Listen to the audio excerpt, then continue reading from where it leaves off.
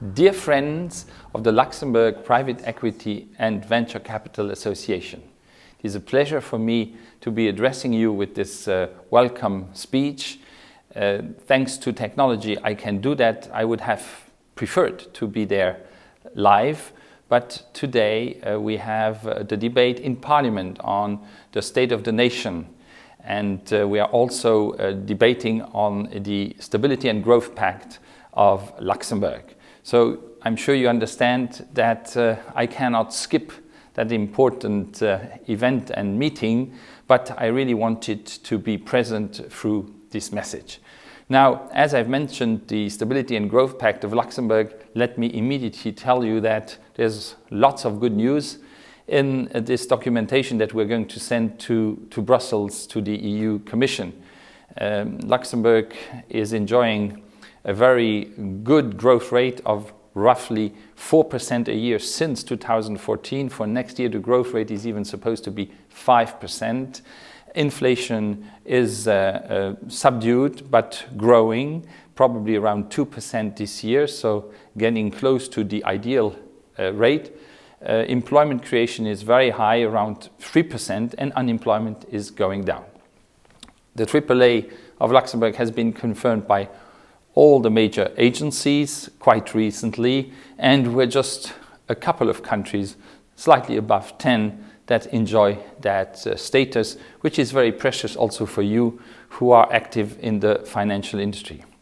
I'd like to congratulate the organizers for putting together this first Insights conference dedicating to your business. And your business of private equity and venture capital is becoming more and more important here in Luxembourg. I do not need to pitch you about the benefits of being in Luxembourg, because the top 10 private equity firms in the world are all present here, and 80% of all investments that are done in private equity, as you well know, use Luxembourg structures. It seems that we have the right framework for this business, and that probably explains why you have a full house, as I've been told. I'm not there to double check, so maybe even if I had been there, there would not have been a seat for me. So hopefully the room is full, and I'm also looking forward to hear from you how the conference went and on what topics you discussed most. I would just like to say that we have two priorities to diversify our financial center that are a priority this year. And one is fintech, and the second one is green bonds or greening the economy. Let me start with fintech. We had last Monday the inauguration of the Loft, the Luxembourg House of Fintech, and it was a very beautiful and nice event, and your president, Mr. Witthammer, was present, and I'm really happy that he could make it, because you're an important partner also to make this Fintech house a success. What is the intention of this foundation? Because that's the structure that we've given to the Luxembourg House of Fintech. The idea is to bring together public sector, private sector, startups, small players, and established actors of the financial center. The whole thing happening in a kind of cooperative spirit, which is, in fact, probably the demarcation, the change that we can witness in the new economy.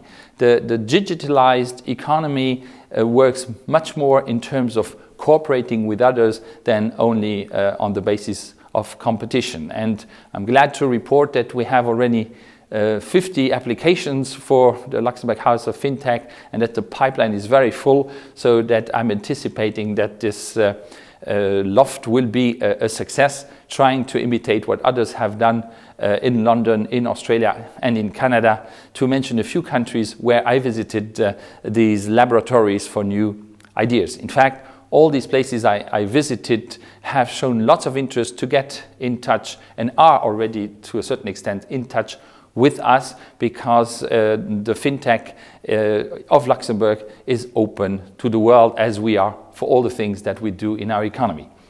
The second point I would like to highlight is climate change and green bonds. Last year, the Luxembourg government signed a memorandum of understanding with the European Investment Bank and the European Investment Fund, who I think are also represented in the room today.